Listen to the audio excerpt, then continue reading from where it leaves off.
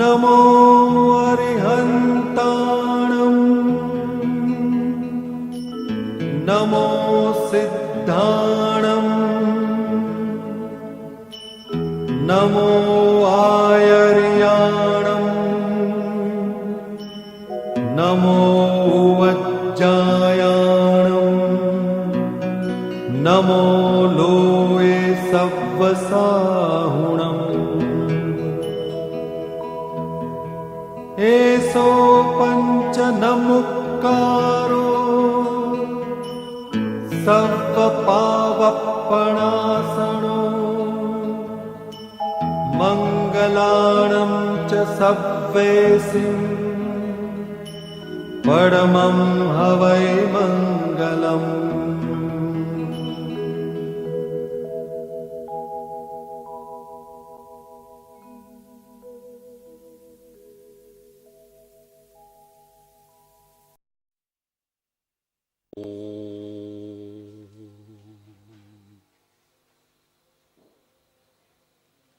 सावधान થઈ ओम। भगवान महावीर की जय, गौतम गणधर की जय, भगवान महावीर की जय, गौतम गणधर की जय। बोलो ज्ञानी गुरुओं की जय जय जय,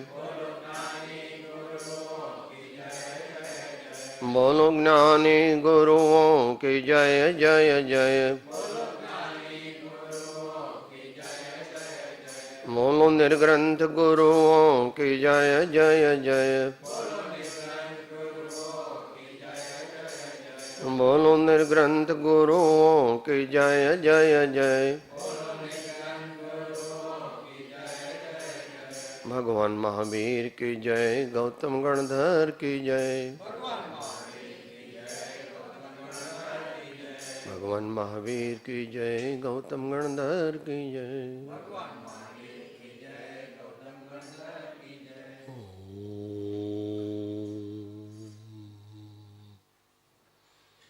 मोक्षमार्गस्य नेतारं भेत्तारं कर्मभुभृतां ज्ञातारं विश्वतत्त्वानां वन्दे तद्गुणलब्धये।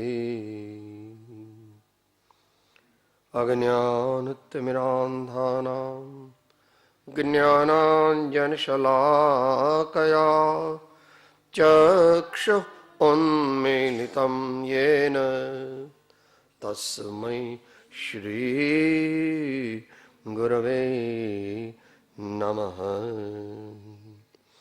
श्री परम गुरवे नमः। परम प्राचार्य गुरवे नमो नमः। ओम।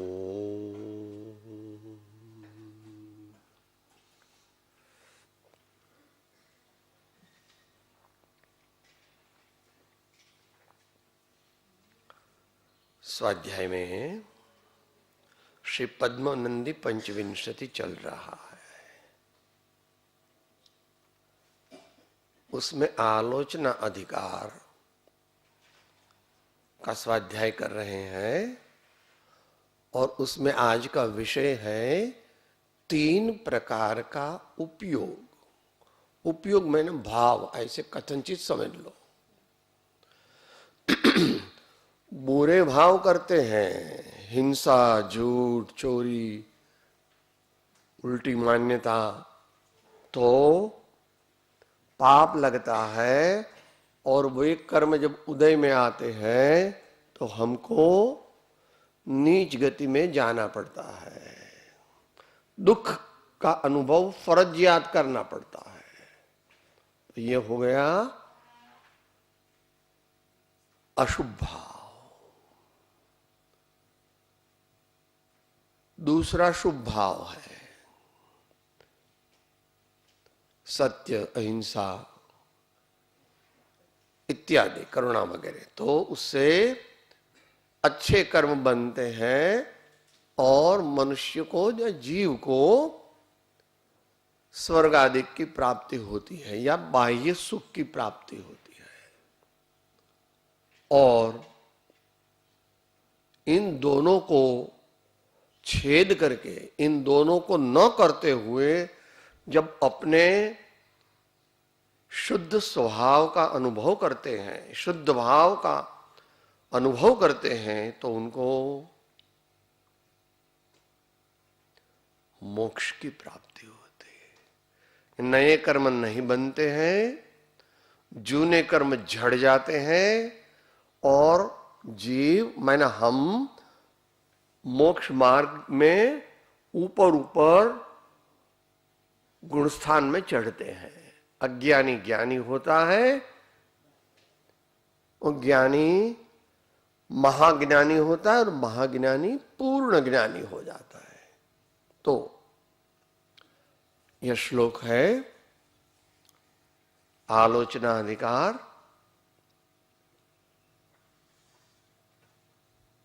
पेज 224 है। इसमें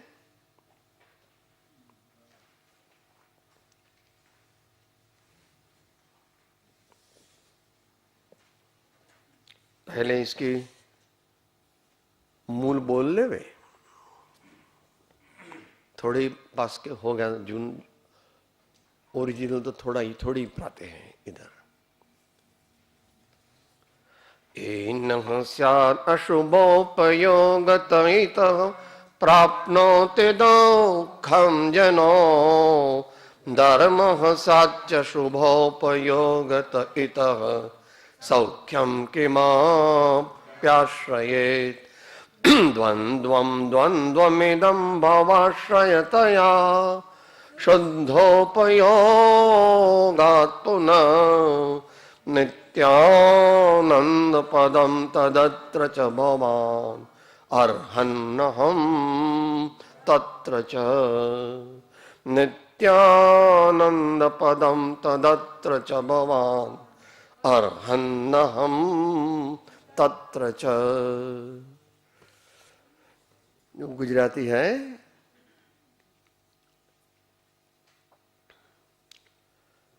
गुजराती में 19वीं गाथा है क्योंकि वहां पर एक गाथा मंगलाचरण की ज्यादा ली है। साथ में बोल सकते हैं, सबको मालूम है। उसका शीर्षक दिया है शुभाशुभ भाव रूप संसार और शुद्ध भाव रूप परमात्मा। पाप अशुभ उपयोग थे थाता दुख पामे जन ते थे शुभ उपयोग धर्म थता कई आवे मळे सुख ए थे। पाप पुण्य ना द्वंद्व रूपे आ संसार मा बहु सौ बने नित्य आनंद घन पद मळ्यु तमने शुद्ध उपयोग हो मने। नित्य आनंद घन पद मळ्यु तमने शुद्ध उपयोग हो मने। हे जिन राज, हे जिन राज।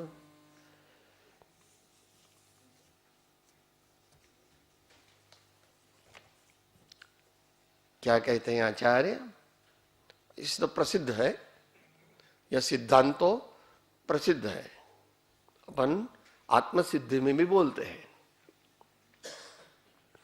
वीत्यो काल अनंत ते कर्म शुभाशुभ भाव तेह शुभाशुभ छेदता उपजे मोक्ष स्वभाव। तेह शुभाशुभ छेदता उपजे मोक्ष स्वभाव।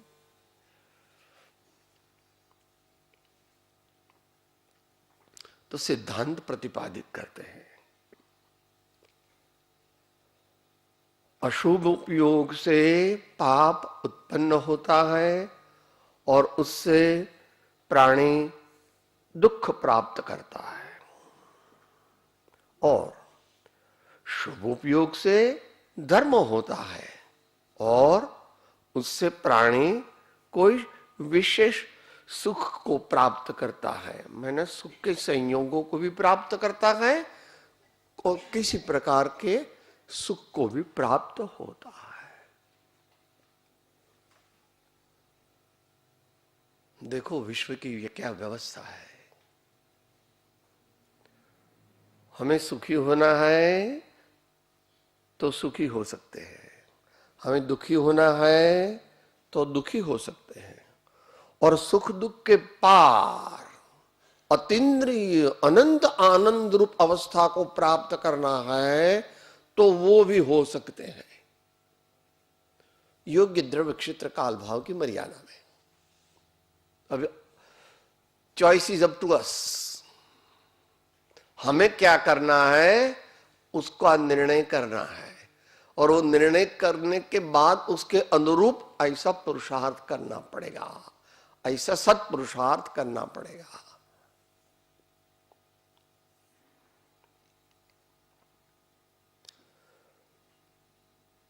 तो अशुभ योग तो हिंसा, चोरी, झूठ वगैरह वो भी अशुभ उपयोग है, और अपने को देह रूप मानना, अपने को देह मानना वो भी अशुभ उपयोग है, क्योंकि हम देह तो नहीं है। उसको शास्त्र भाषा में अज्ञान या मिथ्यात्व कहते हैं। ऐसे भाव करने से, ये तो बहुत लंबी है, इसकी फौज कितनी है, 25 की है मोहनी की, फिर ऐसे ज्ञानावरण की समझ लेना, फिर दर्शनावरण की समझ लेना, फिर अंतराय की समझ लेना। ये सब पाप जब हम करते हैं, ऐसे भाव हम करते हैं, ऐसी क्रियाएं हम करते हैं, तो पाप उत्पन्न होता है।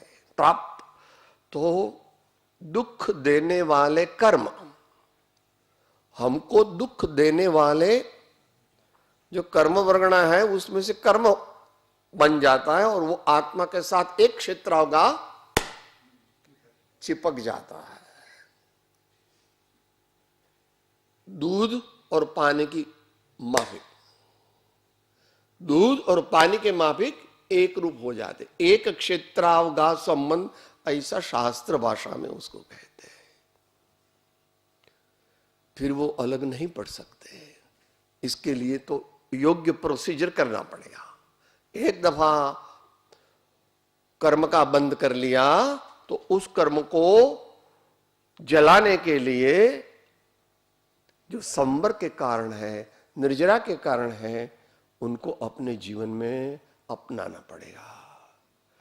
विश्व व्यवस्था है, मेरे आपके लिए नहीं है, सबके लिए है। और ज्ञानी अज्ञानी ऐसा भी नहीं है, ज्ञानी भी पाप करता है जितना, उतना उसको पाप ही लगेगा। ज्ञानी जितना पुण्य करेगा उतना पुण्य होगा, और ज्ञानी जितना धर्म करेगा, मैंने शुभ अशुभ से भिन्न होकर के, आचार्य भगवान ने उसको प्रवचन सार में कहा, मोह क्षोभ विहीन परिणाम आत्मनो ही साम्यम।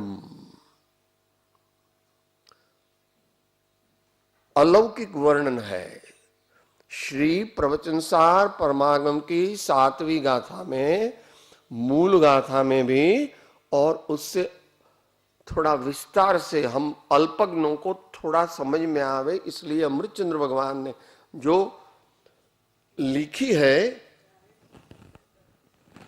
टीका, वो एकदम गागर में सागर भर दिया है।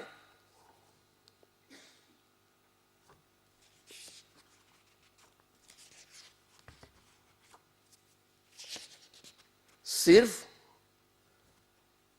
3 लाइन में आचार्य भगवान ने सब धर्म बता दिया, सब धर्म बता दिया, और अधर्म भी बता दिया।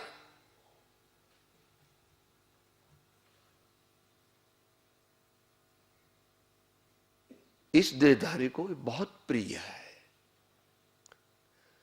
वो कभी भी रात को भी उसको रटन कर सकते हैं। मूल गाथा तो है, मूल गाथा थोड़ी गहन है। स्वरूपे चरणम चारित्रम स्वसमय प्रवृत्ति इति अर्थः, तदेव वस्तु स्वभावात् धर्मः, शुद्ध चैतन्य प्रकाशनम इति अर्थः, तदेव च यथा अवस्थित आत्मगुणत्वात् साम्यम, साम्यम तु दर्शन चारित्र मोहनीय उदयपादित समस्त मोह क्षोभ अभावात् अत्यंत निर्विकारो जीवस्य परिणामः। इतने में सब मोक्ष मार्ग आ गया। और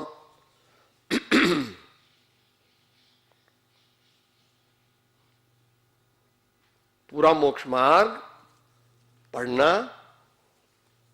बहुत ही प्रेरक है, हालांकि सूत्रात्मक है, मगर आत्मा को उल्लसित करने वाला है।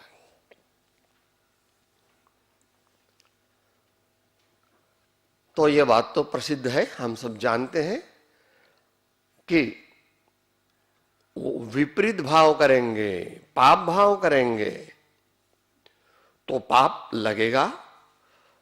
आत्मा के साथ पाप के कर्म परमाणु कर्म चिपक जाएंगे।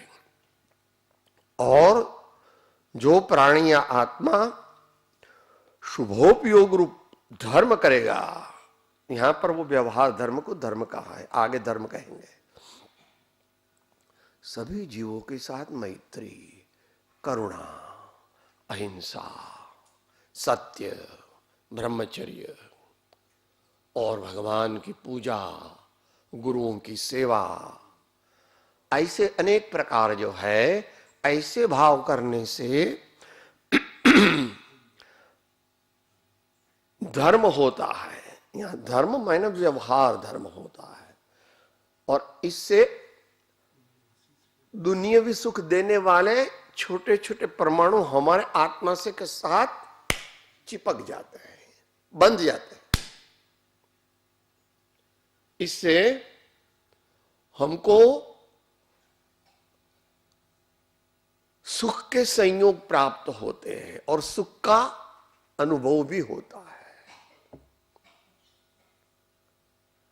वो पारमार्थिक सुख नहीं है, मगर दुनिया में तो उसी को सुख कहते हैं। दुनिया के लोग को मोक्ष के सुख की तो माहिती भी नहीं है, वे जानते भी नहीं और मानते भी नहीं। कोई कहे कि भगवान को बहुत आनंद है, हमको तो भगवान की बहुत दया आती है, बेचारे को खाने को भोजन नहीं है, पहनने को कपड़े नहीं है, और उनको कोई नमस्कार नहीं करता। हाँ, वो उसको कांटे लगते हैं, वो वन में रहते हैं। शुद्धोपयोगी मुनि के रूप में। तो जो भी प्रवचन सार में बताया, मोह क्षोभ विघ्न परिणाम आत्मनो ही, वो भी बताएंगे। अभी तो शुभ भाव की बात हुई। और उससे प्राणी को कोई विशेष सुख प्राप्त होता है। तो सभी दुनियावी सुख है वो पुण्य के अधीन है। बहुत अच्छा शरीर मिलना, बहुत अनुकूल कुटुंब के सभ्य मिलना, निरोगी अवस्था रहना, पूरे विश्व में ख्याति फैल जाना, अच्छा खाना पीना, वस्त्र आदि मिलना, बहुत अनुचर अनुकूल हो ऐसा मिलना, और अनेक प्रकार है। तो ये क्या है? अनुकूल संयोग है। उसमें ज्ञानी जीव सावधान रहते हैं। पुण्य के उदय में अपने को पारमार्थिक रूप से सुखी नहीं मानना, वो व्यावहारिक सुख है, वो अनुकूलता है। मगर इसका एक फायदा है कि ऐसी अवस्था में हमें धर्म करने की सहूलियत है, हमें मनुष्य भाव मिलता है, आर्य क्षेत्र मिलता है। भगवान के दर्शन होते हैं, गुरुओं का समागम मिलता है, सच्चा उपदेश मिलता है और प्रसन्नता।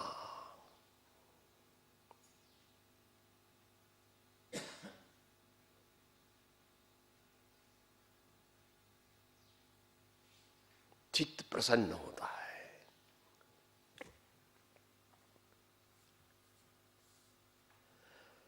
सुख और दुख के इस कलहकारी द्वंद्व संसार की सहायता से चलता है।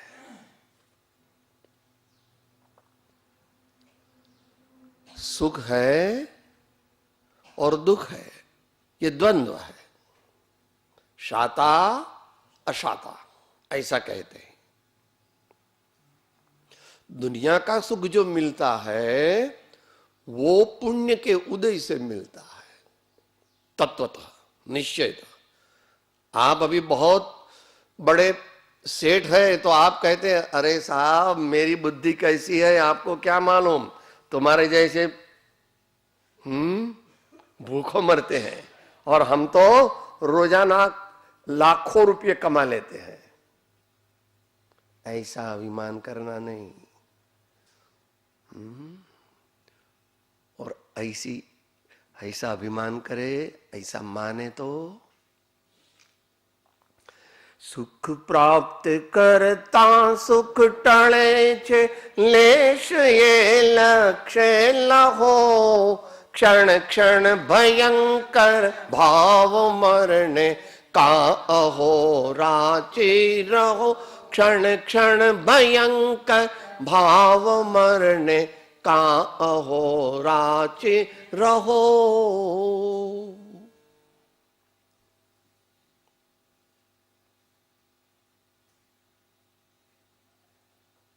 बड़े महापुरुष ही कर सकते, समता रख सकते हैं। भगवान राम को, वो तो राजा थे वो टाइम, रात को 11 बजे तक तो अयोध्या का शहंशाह, महाराजा बनना था, और थोड़ी देर में बाजी बदल गई और सुबह में तो राजा भी नहीं रहे, प्रजा भी नहीं रहे, अयोध्या में भी नहीं रह सकते, जंगल में चले जाना। तो वो रोते थे? वो तो नहीं रोते थे। कौशल्या माता रोती थी, दूसरे इसके भाई तो बहुत क्रोधित हो गए थे कैकेयी पर वगैरह, और दशरथ को तो इतना दुख हुआ कि उनका देह छूट गया। राम जानते हैं। अरे भैया, गुजराती में वो कहावत, वो भजन है, सुख दुख मन मान आनिए, घट साथे रे घड़िया, टालत कोई ना नव टाले, रघुनाथ ना जड़िया, सुख दुख मन मान आनिए। ज्ञानी के अज्ञान जिन सुख दुख रहित न कोई, ज्ञानी वेदे धैर्य थे, अज्ञानी वेदे रो।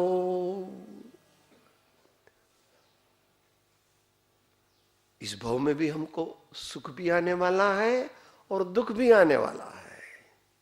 सुख को पारमार्थिक सुख नहीं मानना, और दुख में बहुत रोना नहीं। बहुत पीड़ा होती है तो थोड़ा आर्त ध्यान हो जाता है, थोड़ा रोना भी आ जाता है, मगर ये मेरा स्वरूप नहीं है, ये पूर्व में किए पाप कर्म का उदय है। मैं उनको जानन हारा हूं, मैं इनका जानन हारा हूं। ऐसा प्रयत्न करना। हम लोग तो इतना प्रयत्न कम कर सकते हैं, तो हम भगवान को प्रार्थना करेंगे, भगवान की शरण लेंगे। दिन रात मेरे स्वामी ये भाव नाम भाओ, देहांत के समय में तुम कौन भूल जाओ, देहांत के समय तुमको न भूल जाओ। उसका अभ्यास करना पड़ेगा थोड़ा बहुत, नहीं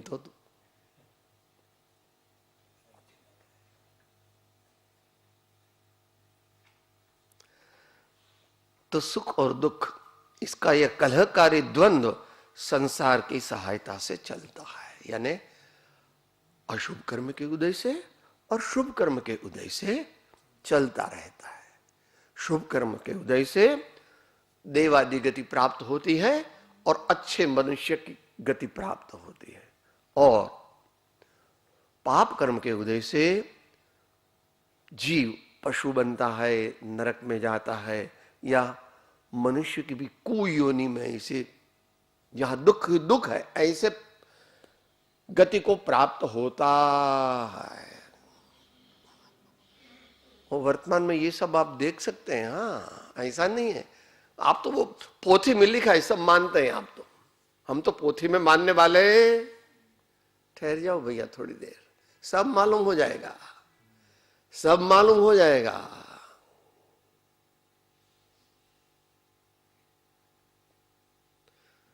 छो खंडनादिराज जे चंडे करी ने निपजा, ब्रह्मांड में बलवान भारे भूप थे ने उपजा। ते चतुर चक्री चालिया होता न होता होई ने, जन जानिए मन मानिए नव काल मुके कोई ने। तो मृत्यु से डरना नहीं है, मगर मृत्यु के साथ सम्यक रूप से व्यवहार कर सके इसलिए अपने को संभालना है, अपने भावों को संभालना है, अपनी श्रद्धा को संभालना है, अपनी स्थिरता को संभालना है। यानी आत्म भाव में रहना है। वो उस गाथा में बताया, मोह क्षोभो विहीन परिणाम आत्मनो ही साम्यम। मोह क्षोभ विहीन परिणाम ही आत्मनो ही साम्यम। वो पढ़ना फिर उसकी जैसे आचार्य देव की भी टीका पढ़ना, उसमें थोड़ा ज्यादा दिया है। अब इससे विपरीत कहते हैं, किंतु इनसे मैंने इन दोनों से विपरीत शुद्ध उपयोग से शाश्वत सुख का स्थान अर्थात मोक्ष प्राप्त होता है। तो किंतु इन दोनों से विपरीत मैंने शुभ और अशुभ, वो आश्रव है। शुभ और अशुभ वो आश्रव है, और शुद्ध भाव है या शुद्ध उपयोग है वो संवर है और निर्जरा भी है, और अंत में पूर्णतः मोक्ष भी है। तो शुद्ध भाव है, इसकी कई कैटेगरीज है। थोड़ा शुद्ध भाव होता है, इतना होता है, इतना होता है, इतना होता है, इतना होता है, इतना होता है, संपूर्ण हो जाता है। वो तो जब 12वें गुणस्थान में मोहिनी नष्ट हो जाएगा तब होगा, मगर इसकी तैयारी तो अभी कर सकते हैं। इसका थोड़ा सा रिजर्वेशन भी करा लेते, कर सकते हैं। जिसकी जितनी तैयारी, जितनी जागृति, जितना सत्पुरुषार्थ, उसमें इस भाव का पुरुषार्थ भी आता है और अगले भावों का पुरुषार्थ भी जुड़ा हुआ है।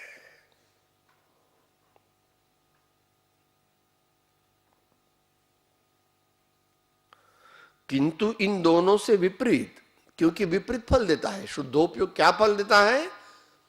संवर, निर्जरा और मोक्ष। और वे दो जो थे शुभ और अशुभ, अशुभ और शुभ, वे संसार परिभ्रमण से पाप रूप दुख देते हैं। इन दोनों से विपरीत शुद्ध उपयोग से तो शाश्वत सुख का स्थान अर्थात मोक्ष प्राप्त होता है। यहां पर सिद्धांत पद्धति से लिखा है जब जितना जितना शुद्ध शुद्ध भाव प्रकट होता है अपने को, उतना उतना सुख उसी समय होता है। ऐसा नहीं है कि यहां तो बहुत दुख सहन करो और फिर मोक्ष में जाएंगे तब सुख मिलेगा, ऐसा नहीं है। तो भगवान मूर्ख ठहरे। भगवान तो 3 ज्ञान के स्वामी थे और फिर मुनिपद लेके धर्म जंगल की ओर चले, तो दुखी थे? दुखी नहीं थे। हां, अभी पूर्ण आनंद प्रकट नहीं हुआ था। भगवान ने जब दीक्षा ली तो रोते थे क्या? दूसरे सब रोते थे, वे नहीं रोते थे। इनकी बात हम नहीं कर सकते, मगर इनकी भक्ति तो कर सकते हैं। भगवान का ध्यान, भगवान का स्वरूप, भगवान का अलौकिक व्यक्तित्व, उसको अपनी नजर में लेने से, अपने उपयोग में लेने से लॉटरी लगती है। आप लोग 4 साल 5 साल तक बहुत बहुत बहुत परिश्रम करते हो, कहते कि हमको 50 लाख रुपया मिला। ज्ञानी जन कहते हमको कुछ नहीं चाहिए, तो भी उनको ऐसा पुण्य होता है जैसा तो जिसका कोई वर्ण शब्दों में नहीं किया जा सकता।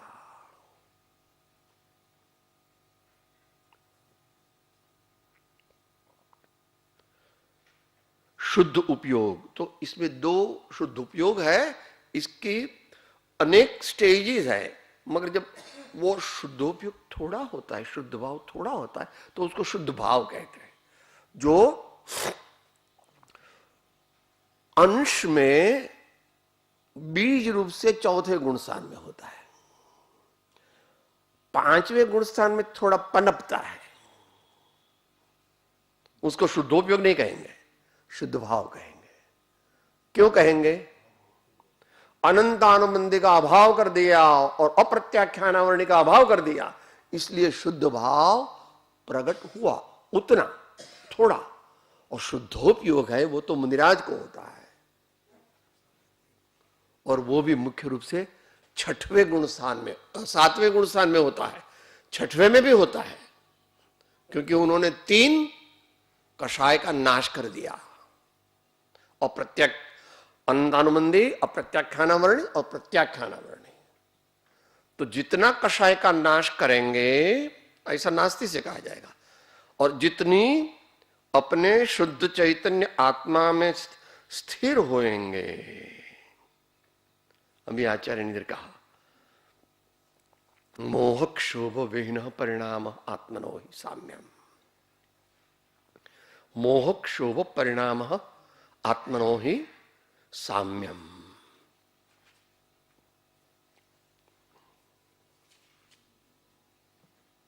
साब इसमें कैसा होता है वो तो कहो। शुद्धोपयोग मोक्ष का अंश होने से उसका बयान वाणी में नहीं किया जा सकता। ज्ञानियों ने किया है, मगर उससे आपको अनुमान लगाना पड़ता है। शुद्धोपयोग है वो वाणी का वर्णन नहीं है। यद्यपि अभी आचार्य ने जितना कर सकते हैं उतना तो किया 7वीं गाथा में, प्रवचन सार में, मगर वो जानने की चीज नहीं है, गुजराती में के माणने की है, अनुभव करने की चीज है।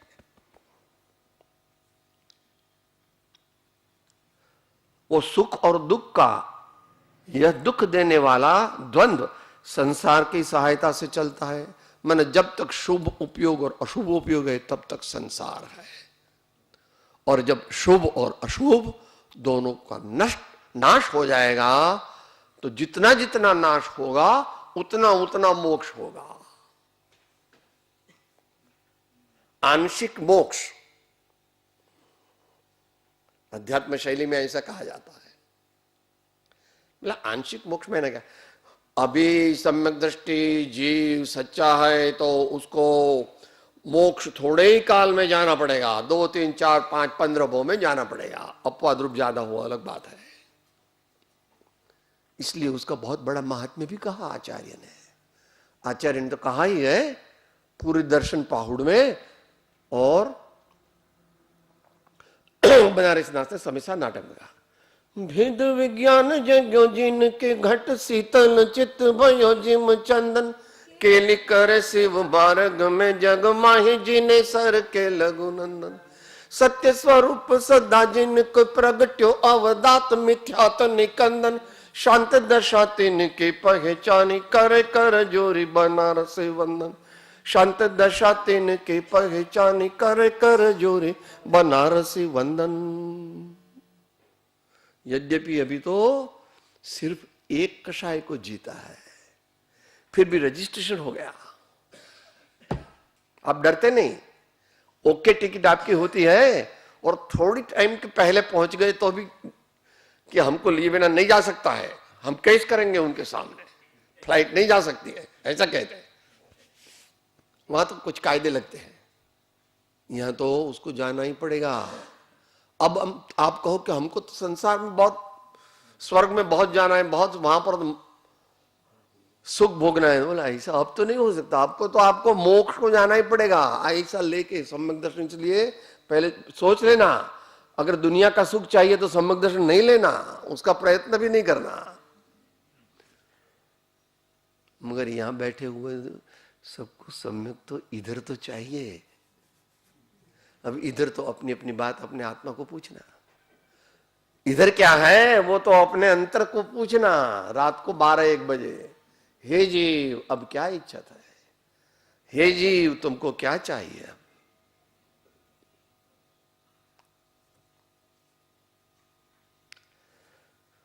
शुद्ध उपयोग से तो शाश्वत सुख का स्थान ऐसा मोक्ष प्राप्त होता है। तो जितना शुद्ध भाव प्रगटा गया तो वो शुद्ध भाव, उससे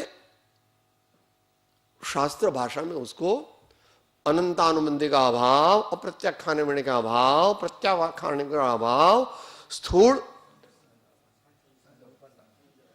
संयोजन का अभाव और फिर सूक्ष्म संयोजन का अभाव, उसमें वो करणानुयोग से समझ लेना।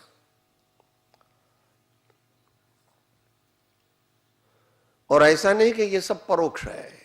मुनिराज दुखी नहीं है, मुनिराज दुखी नहीं है।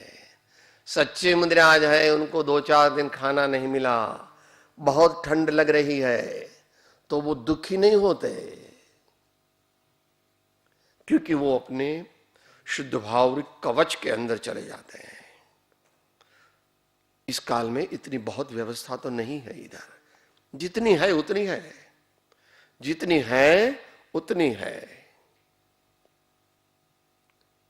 तो लोग कहते साधु को बेचारे को बहुत दुख होता है, उसका घर नहीं, उसका कोई सगा वाला नहीं है, उसको खाना नहीं मिलता है, उसको ये पांव चलकर जाना पड़ता है। मुझे तो बहुत, भगवान की उसको दया आती है। भगवान ने बोल लिया ना, दीक्षा लिया तो बोला भगवान को मैं टिफिन भेज दूं, भगवान को खाना नहीं मिलेगा, उनको कांटे लगते हैं तो मेरा मोजा दे दूं, मेरे चप्पल दे दूं, उनको बहुत कांटे लगते हैं, वो ओडोमस दे दूं, उसको बहुत मच्छर काटते हैं। ऐसा हम सोचते हैं, ऐसा नहीं है, ऐसा नहीं है। इनको पहचानो तो अपने आत्मा की पहचान हो जाएगी। मेरे स्वामी को जो पहचानते हैं उनको अपने आत्म तत्व का परिज्ञान हो जाता है। इसलिए मेरे स्वामी कहते हैं, आचार्य भगवान कहते हैं, मर करके भी तू अपने स्वरूप को जान ले, मन अपने स्वरूप की अनुभवांश सहित प्रतीति कर ले।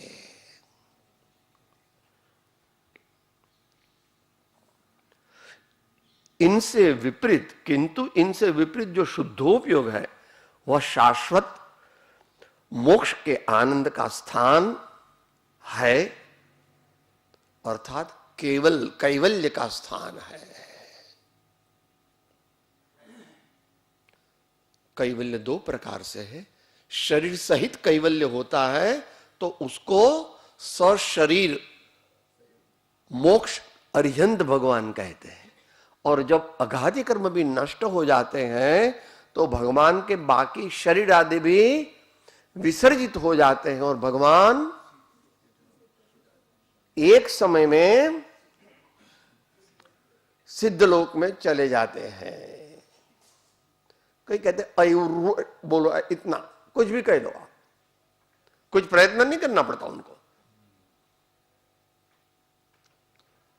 और फिर सौंदर्य अनंत अनंत समाधि सुख मां, अनंत दर्शन ज्ञान अनंत सहित जो, अपूर्व अवसर एवो क्या रे आवशे। मगर सुख का तो अनुभव घाती कर्म का नाश होने पर ही हो जाता है। दोनों का नाम अलग अलग दिया है, इसको अनंत सुख कहते हैं, उसको अव्याबाद सुख कहते हैं, मगर उसमें कोई फर्क नहीं है। भगवान को जब केवल ज्ञान हो जाता है तो फिर आनंद ही आनंद है, आनंद ही आनंद है। मगर उस दशा का वर्णन वो शास्त्रीय हो जाएगा, इसलिए अब उसको छोड़ देते हैं। भगवान का विहार आदि जो होता है, उपदेश आदि जो होता है, उससे भगवान को नए कर्म का बंध नहीं होता है। मगर वो शास्त्र की बात अभी नहीं, यहां तो पूरा कर लेते हैं। अभी शाश्वत सुख का स्थान अर्थात मोक्ष प्राप्त हो जाता है। मैंने पल पल में अनंत अतीन्द्रिय अलौकिक आनंद का अनुभव करना, उसको मोक्ष का सुख कहते हैं, जो प्रवचन सार के 14वीं गाथा से समझना चाहिए, देखना चाहिए। अब आचार्य भगवान परमात्मा अरिहंत भगवान को विनती करते, हे अरिहंत जिन, इस मोक्ष पद में आप तो स्थित है और मैं तो उस पद में स्थित नहीं हूं, यानी कि शाता अशाता वेन्य जनित क्षणिक सुख दुख में के स्थानभूत ऐसे संसार में मैं तो स्थित हूं। अपनी लघुता भी दिखाते हैं और हकीकत भी बताते हैं, क्योंकि आचार्य महाराज मोक्ष में नहीं है। आचार्य महाराज मोक्ष में नहीं है। अभी महाराज थोड़े टाइम में मोक्ष में चले जाएंगे, वो बात अलग है। अभी फिलहाल तो उनको शरीर भी है, उनको आहार भी लेना पड़ता है, निहार भी होता है, विहार भी होता है, ऐसा सब हो सकता है। और पुण्य पाप के अनुसार कुछ अशाता का भी उदय हो सकता है। तो अभी आचार्य कहते कि हे भगवान, आपका पद है, वो पद में मुझे जाना है, इसलिए आप मेरे पर कृपा करो और जहां आप हैं वहां मैं आ सकूं, ऐसे मेरे भाव हो जाए, ऐसे ही मेरे पर कृपा करिए।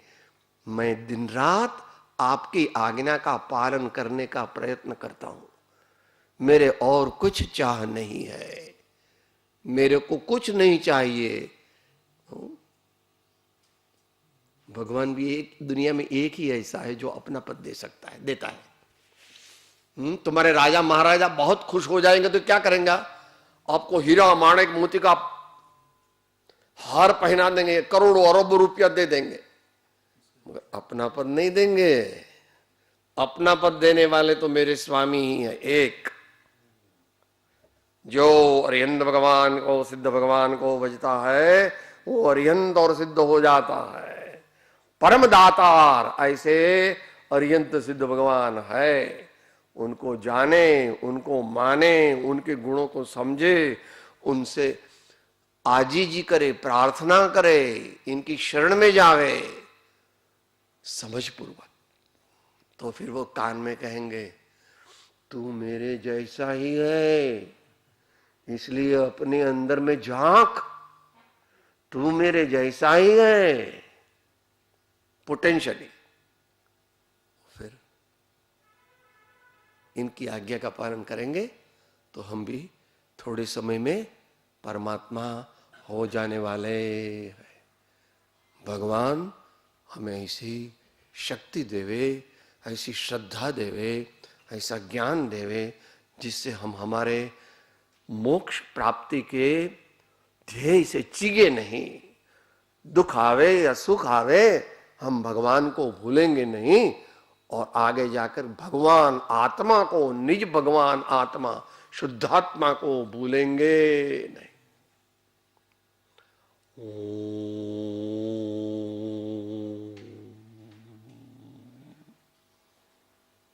शांति शांति शांति।